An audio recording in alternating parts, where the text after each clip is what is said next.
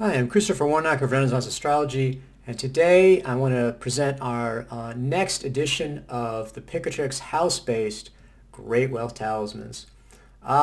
These are house-based talismans, and house-based talismans really are the most complicated, difficult, really the highest of high magic. I mean, if you think astrological magic is difficult, the house-based talismans, I take it to a whole different level. It's interesting when my students in my astrological magic course get to house-based talismans, they flip out. I mean, they're so difficult. Your typical, say, planetary talisman will have, say, 5 different conditions, 3 to 5 different conditions, depending on how they line up. A fixed star talisman might have like 3. But with a house-based talisman, these have 15 conditions listed in Picatrix, and we're always happy when we can get, say, 9, 10, 11 conditions. And it's incredibly difficult to get everything to line up for these talismans to work. So I'm really happy to have these in stock. These are, as I said, Great Wealth Talismans. Picatrix says, this is from Book I, Chapter 5, that these talismans provide money in great quantities and good fortune in all your undertakings. So that sounds really great. House talismans, again, what's kind of mysterious about them, we've been having some discussions, people are asking me about this on my group, Spiritus Mundi. What's really going on with these? When we invoke the spirits, who are we invoking? So essentially, as I look at these, the focus is on the house rulers. So the invocation here is the house rulers. So in this case, we're dealing with the first house, which you pretty much always want to have in a house-based talisman. That's the user. So for a benefic house-based talisman, we want to have the first house unafflicted, and in particular, though, we want to have a nicely dignified, unafflicted first house ruler. So in this case, it's Saturn, really nicely dignified by sign. And what that does is it's beneficial for the user, basically. So we want to make sure that everything's positive for the user, everything's going well, they're strong, in good condition, not having any problems, and in fact, with a lot of strength and ability to get done what they want to get done. The next house that's key for this talisman is the second house. Second house is wealth, income, profit, possessions. Again, you want to have that ruler well dignified. You want to have that strong, again, to bring you the wealth and prosperity. And then the third house that we're going to deal with in this talisman is the 10th house. 10th house is career success, success in general, fame, reputation, really an important house, in terms of success overall. So first house, second house, and 10th house are the key houses. And so then, if you're interested, you can take a look at the website. You can see the link there, and it walks through not only Picatrix, but you can take a look at the chart. You can also see all the different conditions. But this one, depending on how you add them up, this one has about 10 or 11 of the conditions of the 15 that Picatrix puts forward. And so a good example of, like, you try to get all 15 conditions, you'd never be able to make these. But nevertheless, the strength of these, like I said, with 10 factors, 10 positive factors in the chart, it's really kind of out of control. And not just ones that you just bopped up in a chart and you're looking at it, but actually went out and found a chart that has these factors in it.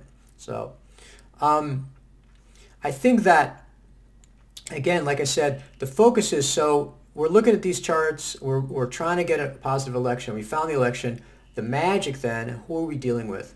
So, and really, when you look at traditional astrology, one of the things about modern astrology, if you look at a modern astrology chart, it's got aspect lines all over the place because everything aspects everything else. Traditional astrology, medieval Renaissance astrology, the planets are the active parties, really. They're the ones who are really out doing the action. For example, with aspects, they're the ones who make aspects. The aspect means see. The planets are the ones who can see. Everything else is seen. Okay? So a planet can make an aspect to, say, the ascendant or a part or, whatever, the south node, but those themselves are not really making aspects. And so, again, similarly, when we look at the invocation of a house-based talisman, we're going to look at the planetary rulers. So in this case, the house rulers, the first house is ruled by Saturn. He's dignified by sign. Second house is also ruled by Saturn, again, dignified by sign. And then the 10th house is ruled by Venus, who's equivalent of exalted. She's triplicity plus face, so +4. So really strong, well dignified. Venus is in the second house. Saturn's in the second house. So you got to really focus on money there, big money focus. We have generosity between the Saturn and Venus. And that's, as Ibn Ezra's, you can take a look again at the webpage there, that shows that they're in reception, which is another important factor. So they're tied together by that. Houses in placement, they're tied together by very nice selection. So when we do the invocation, we're going to be invoking Saturn and Venus. And again, it's easier to understand how say a planetary talisman works because think of the planetary spirit.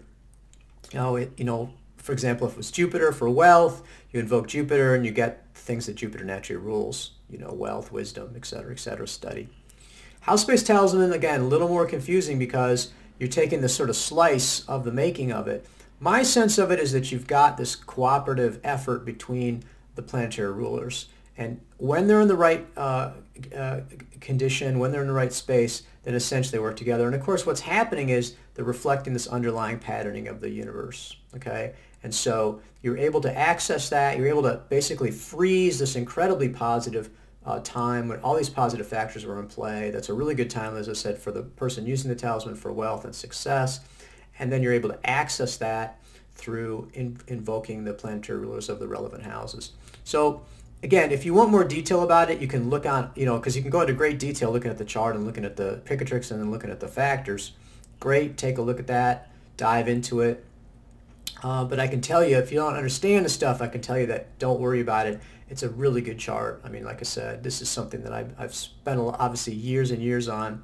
And, I think this is a good election and a good example of a house-based talisman. The one of the things I would say about this talisman, because it's funny because people say, when are you going to get this? When are you going to get that?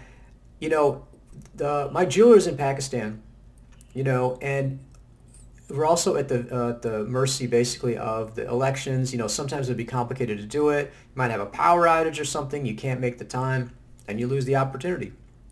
In this situation, we weren't able to make very many talismans. We probably made half of what we were able to do normally. So we have a very limited number of these great wealth talismans. The other thing is that the elections don't come up that often. The next election I'm going to be able to do for great wealth talismans that passes muster is not until the last quarter of 2025. So likely these talismans are going to sell out far beyond that and just won't have them available. And that's again the reality. It's not like, okay, we can just boom make these happen. We have to wait until we can find an election that fits, and then we have to be able to actually make the talismans and then get them to me here in the U.S. So very complex, very difficult. You've got all this team working for you, all the effort and energy to provide you with the talisman. So I think that's, it's again very exciting to have these again. These talismans are always popular. They're some of the most popular talismans we have, and it's not surprising given the amount of astrological strength that's built into them. So let me just show you what the talismans look like. Just briefly, again, you can look on the page. You can see these beautiful image by Nigel Jackson, the angel pouring out the infinite pile of gold coins. And then here is the, again, corresponding image. Beautiful image, again, by Nigel Jackson. I really love this image, and this is the one that you get for the consecration, along with the booklet and instructions. You get this with the talisman. So very exciting. If you're checking these out too much after, and this is March of 2024. If you're looking at too much after March of 2024, it's like these talismans are sold out. So again, take a look. If they're still in stock, you're in luck. Get one of these talismans. Because, again, this is, like I said, the height of astrological magic, the complexity of the art. So just wanted to share that with you. Check those talismans out. We've got some other house-based talismans, but again, they don't stay in stock very long. They're, again, very popular, very powerful. Check them out. Check out the links, and I hope you'll enjoy delving into the realm of, again, the highest of high magic, the house-based astrological talisman.